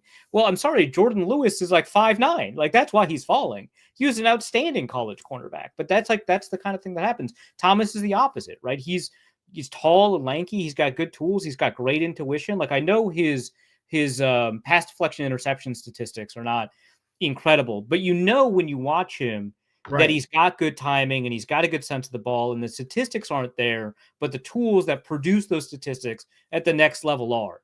And that's kind of why players like that might go a little bit higher. And I'm always wrong about this with some players too. I thought Reek Woolen would go a lot higher than he would because you don't find 6'4" guys running 4.3s, right? I assume that like a lot of these tools guys go a little bit higher than sometimes they do, but I think Thomas is just a good example of a guy that he's going to get pushed up because the traits are there. And so I don't know Right. that it'll be possible to get everybody that you're hoping for. Hey, I'll say this: whatever Florida State running back, the Bucs, cornerback they can get, Fentrell is not a stretch either. But this is what makes our GM spectacular because he knows how to flip draft picks, and he can find a diamond in the rough. We were just talking about. I'll show you the draft. Take a look at this draft board that brilliantly was brung up by Coach Slick. I'm going to put up Slick's favorite one, and you give us your analysis of this one. This is the one, right, Slick? Yeah, this is the one. Man, Braden Swinson, that's pretty good. I like this. I like this a lot. Getting Thomas at 53, I think is a bit of a steal. Jahad Campbell is outstanding. I think that he's really good. I don't know that much about the injury situation you brought up, but I was a little bit surprised that we didn't get a bunch of conversation about him nationally coming out, because I know that like we usually over the past 10 years, I think we don't get as much linebacker conversation as we used to. But Jahad Campbell is really, I think, outstanding because he doesn't just have the athletic tools. Like obviously you take a look at his combine, it was fantastic. But I think a lot of times when we're looking at straight line speed and we're looking at change of direction, we're looking at explosiveness and we're looking at obvious speed. And the thing Campbell has is he has both of those things, but he's also incredibly fluid. He's such an easy mover. And I think that that's one thing that kind of gets forgotten. And that translates into somebody that just ends up in the situation that he wants to end up in. We talk about guys with a nose for the ball. And typically what we mean by that is somebody who knows where the ball is going and he ends up arriving there before people expect it because he read the play well. And Jahad Campbell has that. And he has like a nose for the ball in that sense. But also fluid movers do a very good job of appearing in places that they intend to be that surprise a lot of people. And that combination of traits, I think, is really great. So I think having Jahad Campbell there, Zary Thomas there, I think is great. Jalen Reed at 121. The safety class seems to get pushed down, but I like Jalen Reed, so that's fine. I think that that's a good spot to be in. I don't know that much about Craig Woodson, the Cal guy. I remember Jake Bridingstool being like a huge, huge tight end prospect 2 years ago. People were talking about when he was going to end up in the draft. And obviously he's fallen quite a bit since then. But I wonder if like that's somebody that can be unlocked because of how much people saw in him 2-3 years ago as a guy that was going to be the next guy coming out. So I think this is like pretty close to a dream class for the Bucs. Again, I wish I knew a little bit more about Craig Woodson here so I could comment on him. But like, I think you go 1-2 Campbell Thomas. I think you're in the driver's seat for the rest of this draft, which that's not a bad place to be. Do you think Carson Schweissinger would be a fit for the Bucs? Yeah, I think so. I think that when you're taking a look at actually both the Carson Bruno and Carson Schweissinger would both be kind of fun. When you're taking a look at guys that, obviously the Bucs have this strong tradition of linebackers that they want to have like these big impacts, right? I think when you're taking a look at those guys, sometimes what the Bucs have had at that position that I think a lot of other teams who also have talented linebackers don't have is like the size and hitting power that you'd like. I like, Jeremy Chin and Shaq Thompson in Carolina, but they don't have the size and the hitting power, right? That like Levante David, and Levante David's not an overwhelmingly big guy, but like Levante David and Devin White have brought to the table, right? And that brings something to you, especially when you've got, that back end that the Bucs have had over the past couple of years that have given them the ability to kind of move their linebackers forward a little bit more and have them do a little bit more. So somebody like a Schweissinger, I think, having the ability to kind of just go downhill, bring like, what is he, 242, bring his like, bring his weight to bear. I think that he's got pretty decent instincts. I kind of wish we had workout numbers for him. I know that there was a possibility he might do pro day. He didn't, I think, because of the hamstring. And I just love having workout numbers for guys. But I think, for the most part, if you don't get Campbell in the first round, having Schweissinger in your back pocket as somebody that might be able to pick up, what is it projected to, like round 3? Like that might be not like a terrible place to end up and develop that guy. Mm-hmm. Yeah, at this point, the Bucs are in a position where they need depth power to have rotation, especially on the defensive side. But if you get two guys that can be not necessarily immediate starters, they don't have to be superstars or immediately impactful. Yes, impactful. The Bucs are Super Bowl contenders because the offense itself is elite in their You got Evans, Godwin, McMillan, Otten. Then you got Durham. You got a guy in Colt possibly. The line is going to get set because, but Arif, look, people don't want to admit this, but at this point, Tristan Wirfs is the best tackle in the game. That's it. That man has been all pro on both sides. And for you Eagle fans out there with that shit, well, what about Lane Johnson? He can't do what Wirfs does, and Wirfs has the accolades to prove it. He does a great impression. I'm just saying. That's great. That's every Eagles. Wait till he does the top bowls. That'll blow your fucking mind. Wow. No, he gave me the top balls last time I was on. It was fantastic. I lost it. Yeah. Right. Well, Arif, I got another question. I mean, what is your thoughts on Shedeur? What do you think? Do you think he has what it takes, or what? I do actually. I do think that Shedeur is a pretty good quarterback, and I don't really understand the discussions about him falling a little bit further in the draft. It just doesn't fit for me. Like I mentioned what the concerns were, right? Like the lack of elite arm strength, the lack of high-end athleticism.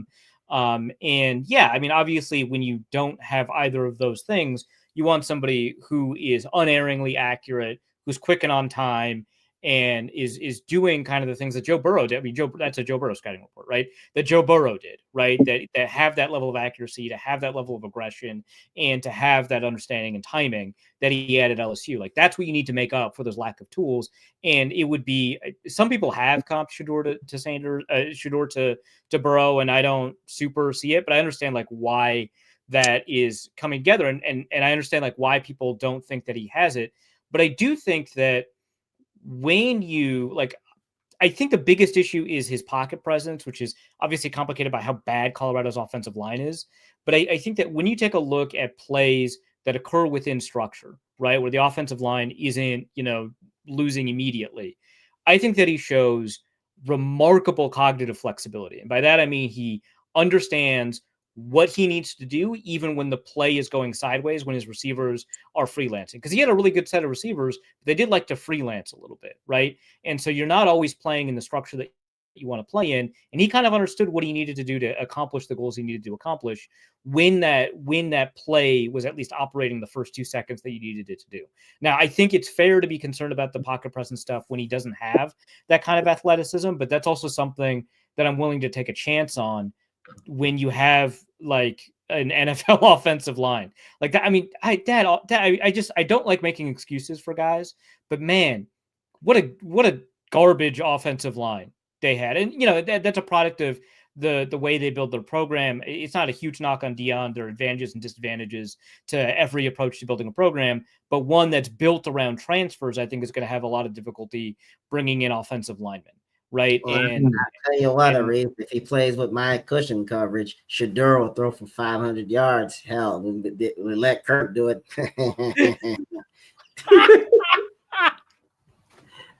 I'm just saying, I want Shedeur to succeed, but I think mentally also he's going to have to understand when he gets to this level, which a lot of these guys do, it's a different ball game. It's a different animal.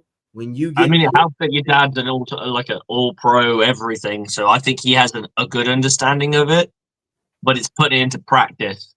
Yeah, the experience of it. Yeah, yep, exactly. Because your experience to what your dad tells you the experience is like is completely different, because your perception of something to what you've been described. That your perception of something is very different to how someone describes it. And your daddy was a corner, not a quarterback. It's different to have the pocket presence. But the whole knowing how to be a pro, knowing how to show up on time, dot the I's and cross the T's. He's going to do that in spades, and that's not going to be the problem. I suppose the real issue with Shedeur for me would be how coachable is he when his dad's not there? Because this kid's only ever been coached by his father for the most part. Now, he's had offensive coordinators, but it's not the same. The relationship that he has with his father and the program is quite deep and it's very strong. So how do you go that and then end up going to someone else who isn't going to give you the same? I'm not saying Dion was soft on his son or anything like that. I'm sure he was very tough on him when he needed to be. But at the same time, that's your son. Mm-hmm. No one's gonna view Shador in that same lens ever, because they don't. They see him as a player. What can you do for me? How can you help us win games? And that's the ultimate thing when it comes to these players. Is he ready for that? Is he ready to be coached? And that's an open question. And there's not really a way to answer it until he ends up on a team and he gets coached on, right? My understanding of the way that teams perceive Shador's maturity is really positive. That they really like his attitude and his approach to the game.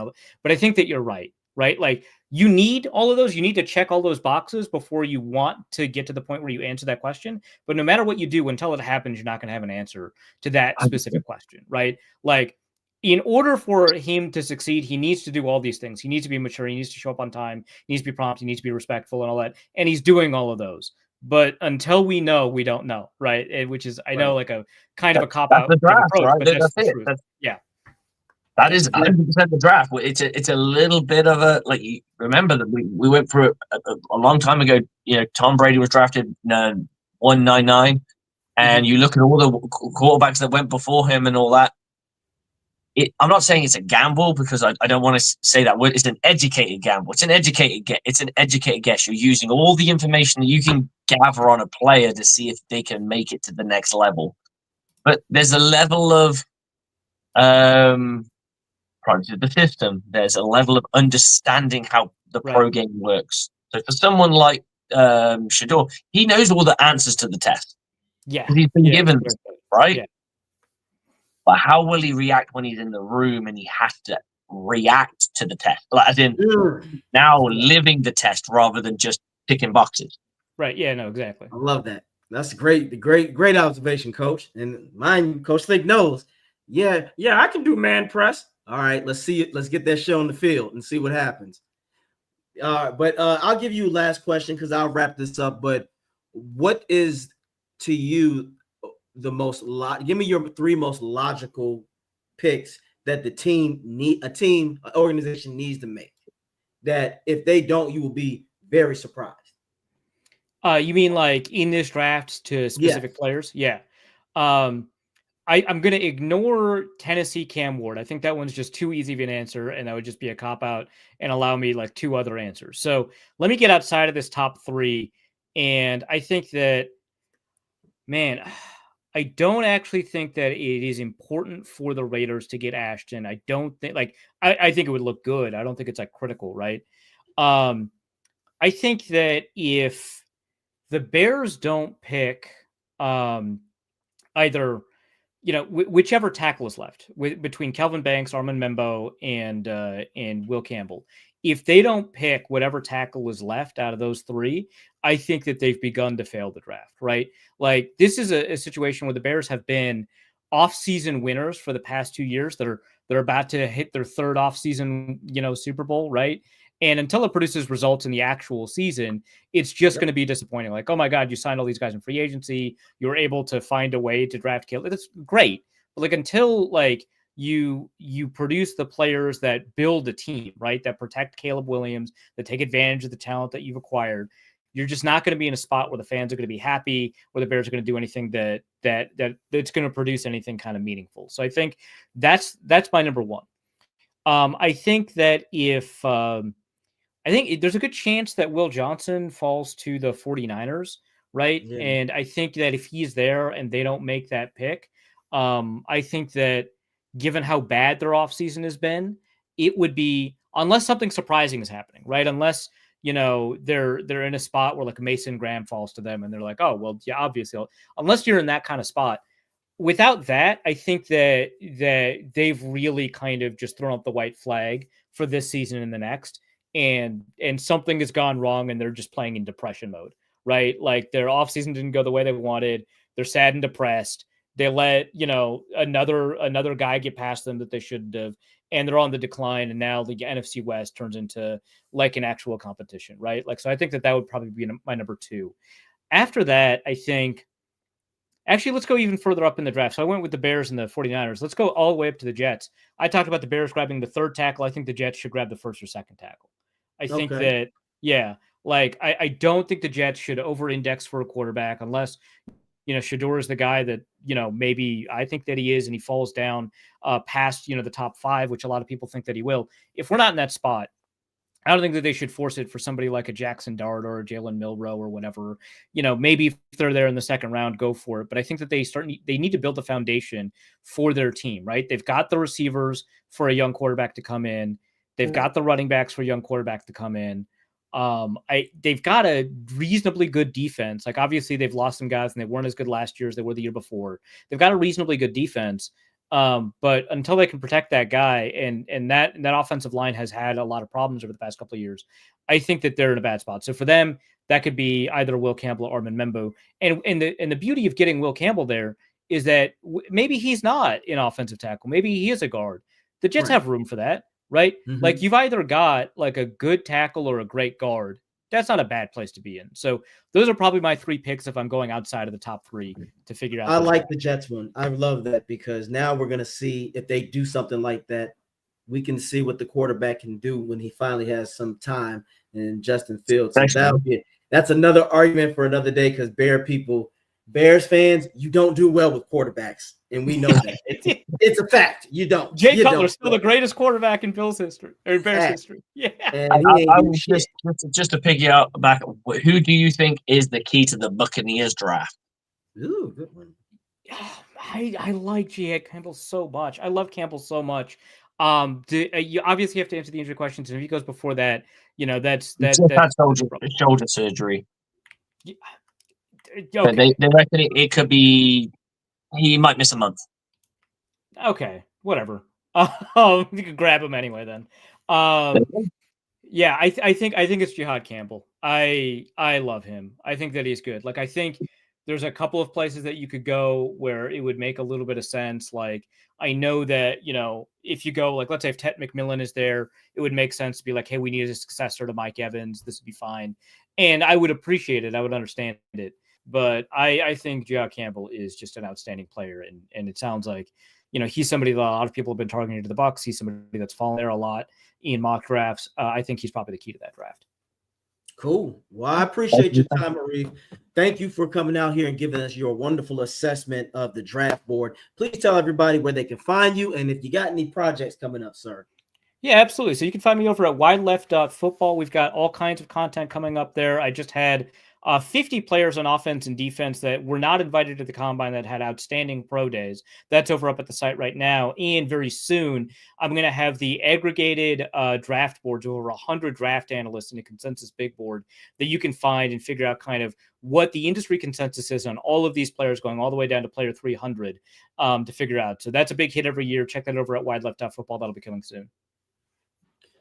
I appreciate your time, Arif, man. Take it easy. Thank you again for joining us, man. and Thanks we for having hope me. to have you back soon. And Anytime, man. Take care. And Bo says, thanks for listening. Always great, dude. Peace out. Peace. You didn't know? Your ass better call somebody.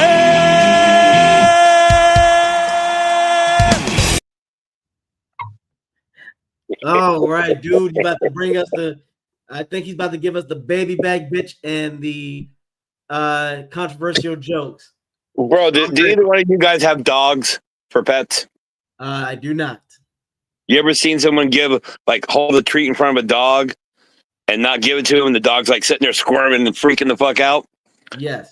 That would be while Arif was wrapping up his segment. I was like, it's kicked in. I gotta go. So here I am. Much respect to Arif. Hey, he's gonna realize we bring him on because he's an excellent guest, but there's that 1A, he's an excellent guest. But then there's the 1B, so we can fuck with him about Julio Jones. Because that's like becoming a thing now. It's starting to become a thing. Hey, so is it Jihad Campbell or is it Jihad, or how is it pronounced? I think it's Jihad. Jihad sounds like the thing that Muslim people would do to fucking get Jihad, motherfucker. Yeah, I'm just gonna say. I mean, don't get me wrong. You could say Jihad's coming. What's that? And it's just a picture of him on the front. Oh my god, I can see all the promos now. No, I'm gonna. If we draft him, I'm gonna make a t-shirt and bear with me, everybody, that says Jihad brings the boom.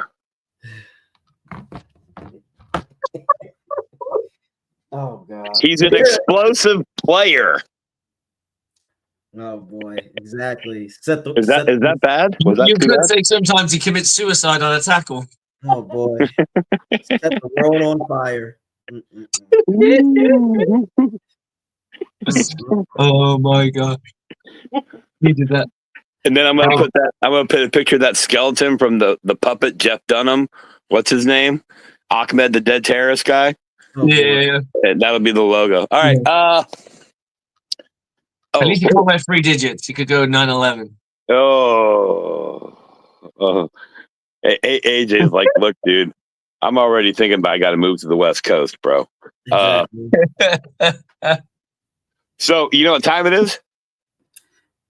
I want my baby back, baby back, baby back, baby back, baby back, baby back. I want my. I don't really like that sound effect. I think I'm going to delete it. We already talked about Cam Jordan, so I'll get to him in a minute. But Aaron Rodgers, bro, you're like that hot chick in high school who doesn't put out but gives hand jobs, so everybody wants to take her to the prom or homecoming, right? But you're not going to let them know until like the night of the fucking homecoming. And then you're going to let them know at the night of the homecoming, the last minute, Aaron. And then later you're going to bitch because their tux doesn't match your dress or you don't fit their system. You simple bitch. You attention grabbing whore. Hey, listen, the only thing bigger than your fucking ego is Pat McAfee's belt buckle. And with that said, a close second would be Dan Orlovsky's forehead. Now, Stephen A. Smith, dude, run for president or don't. I hate saying this, but shut the fuck up. Just shut the fuck up, bro. Go back to what you do. You do what you do, and you do it very well. I don't agree with half of the shit you say, but that's not the point. I could be a president. Now I'm going to go on all the news channels and try to take seriously as a politician. Motherfucker, they brought you on those fucking shows to clown you. You just don't realize it. Right. So we'll step aside from that. Now, Dan Orlovsky, baby back bitch of the week. But here's a new entry. Colorado football.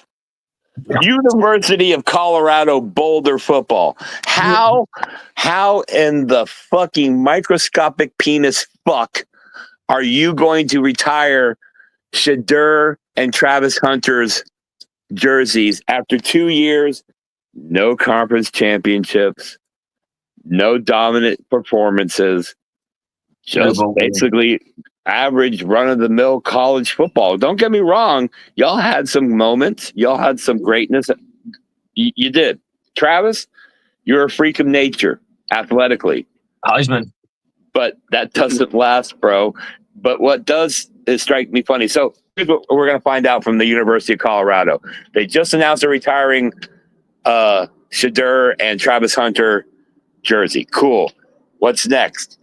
Deion Sanders Field? Are we going to call them the University of Colorado Prime Times? I mean, at what point do we have to sit back and go, look, dude, I understand everybody wants to have their thing, but if you haven't earned your thing, you don't get your thing, dude. And a 2-year career that ended with getting thumped by the Storm and Mormons, that's not retire the jersey. University of Florida Gators. I'm saying this from Tallahassee, just so you know. Y'all are disappointing me, bro. When the whole conversation came up about Colorado retiring those jerseys, everybody responded with, hell, the Gators haven't even retired Tim Tebow's jersey yet, right? My question, as a Tallahassee resident, as a Florida State Seminole fan since 1976, what the fuck? You don't got Tebow's jersey retired? Bro, what? How many Heismans? What? How many championships? Dude, it's Tim fucking Tebow. Everybody in Tallahassee booed him and went home and jerked off to him the whole time he played. everybody in Miami, everybody around the country. Tim Tebow was when we were all out in the backyard as kids, playing football with all the kids in our neighborhood, playing with whoever, your fucking family, your mom, your dad, I don't give a fuck. That voice in your head when you were running to catch a pass. AJ turn up down the sideline, touchdown Gators. That's what you said. That's what you believed. Tim Tebow was the living embodiment of that as a player. He was the everyman player. He was the blue collar, get his nose dirty, do the things that you're like, what the hell did he do that for? And he did it, and he did it better than anybody else at that time. There's no doubt. And of course, because I'm in Tallahassee, here comes the Jag. And he did it on a team that had like 1,000 people arrested. So, and a murderer. So, Gators, you're on the baby back, bitch. You need to get that shit done. It's fucking Tim Tebow. Okay? Yeah. That's absurd. That's stupid. It's retarded. I know that word's been canceled. Cool. I'll say the other one. Midget, go fuck yourself. Now, they kicked in. So I want to leave you guys because I know Slick, it's getting late over there, and I saw your bottle. It's almost empty. Did you kill your bottle, bro? The little taster in there. What are you drinking? I got myself a cognac. Hey, okay. Now, you didn't start that bottle at the beginning of the show, did you? No. I've been sipping this one throughout the last 2 weeks. All right, because if you did, I was going to keep you live for 2 more hours just to see what the fuck happens. I'd probably fall asleep, to be honest. But now we're going to do horrible dude jokes that are offensive. So if someone's sensitive, don't listen. Okay. All right. They're dad jokes, but they're from me, so they're dude jokes. Ready? What kind of cell phone? What kind of cell phone do you get a depressed teenager? What? A Razor. Oh boy. No. Okay. What did the? Yeah. What? That was out of the gate too hard. Okay. What did the altar boy say to the priest? What? Nothing. His mother taught him not to talk with his mouth full.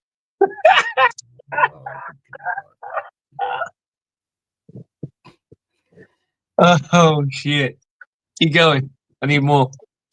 Did you hear about the guy with Parkinson's who tried to shoot himself in public? No. He was arrested for manslaughter, mass shooting.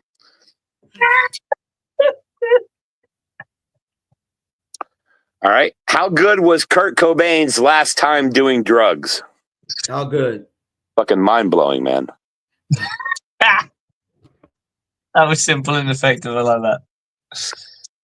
Did you hear about one last one, and then I'll let you yell and scream at me.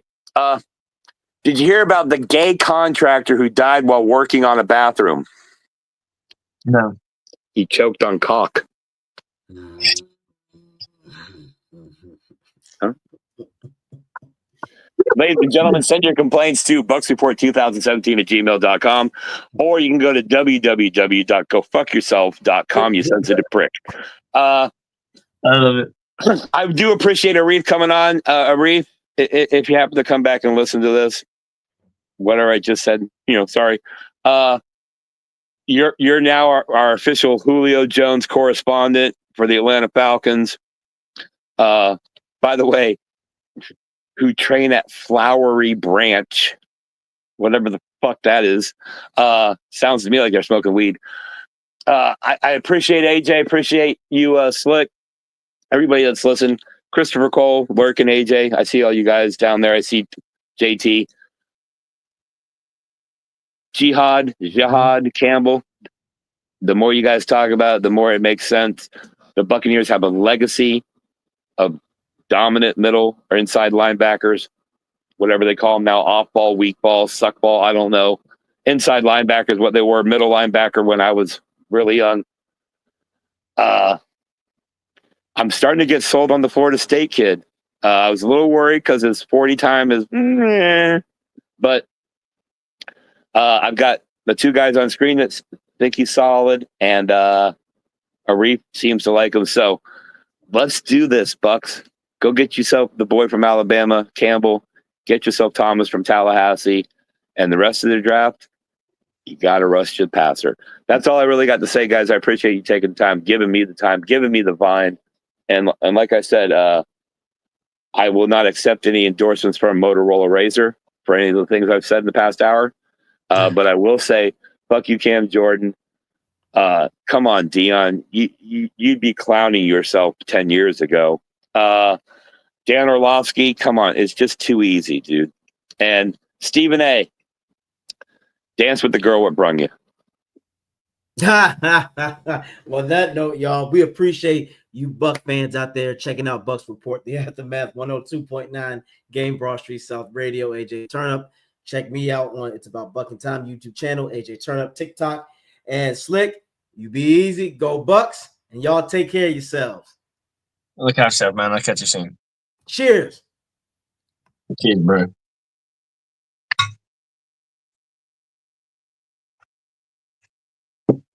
Okay, guys, that is the end of the show. So for me, my team's just started playing again. So we just won our first game of the season against the Staffordshire Surge. We played them 4 times last year, and we beat them again. Started off first, we got them off the field in the first quarter, first play. Defense did their job, got them off. Offense went on, 1 throw touchdown, done, 7-0. Then it got hard. They turned themselves up. We had to chip over a few field goals, and I believe it was 13. It was 13-7 at halftime. Chipped over another field goal, and then got the touchdown to finish off the game, leaving it finally at 23-7. So kudos to us to doing the job that we needed to do. We upset them so much that they took the stream down. So hey, great for us. Not so great for us because we don't get the film. Some teams don't like to share. It is what it is. But on that note, thank you to everyone who's commented, watched, and participated in this. Whether it be the dude, whether it be AJ, whether it be Arif, we appreciate everyone that comes on the show and give them the aftermath love. So on that note, I am going to bed because it is 11 minutes past 3 in the morning. So I am going to bed. So Bucs on me, Bucs on 3. 1, 2, 3. Go Bucs. I don't know what to say, really.